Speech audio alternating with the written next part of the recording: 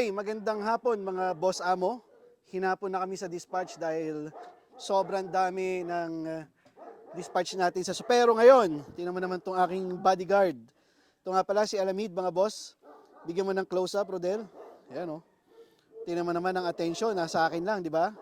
O, ayan ang Alamid.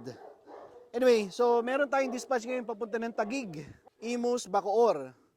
At meron tayong ibibigay na cups, Supero cups para sa Life with Basha kay Doc Orquiza dahil magse-celebrate yata sila sa Ayala. So ito, ipamimigay niya sa mga attend dun sa kanyang party na gagawin, no? So si Doc Orquiza ay matagal na nating customer sa Supero at matagal nang nagpo-promote ng raw feeding. Hindi ako makakapunta, enjoy your day. Kaya kami natagalan kasi na out of stock kami ng beef and chicken. Itong beef and chicken namin, bagong gawa, i-deliver natin kay Taguig at biglang lakas sa mga orders eh. Sa mga nagtatanong, meron nga palang production date yung aming Supero Raw Dog Food. Ayan.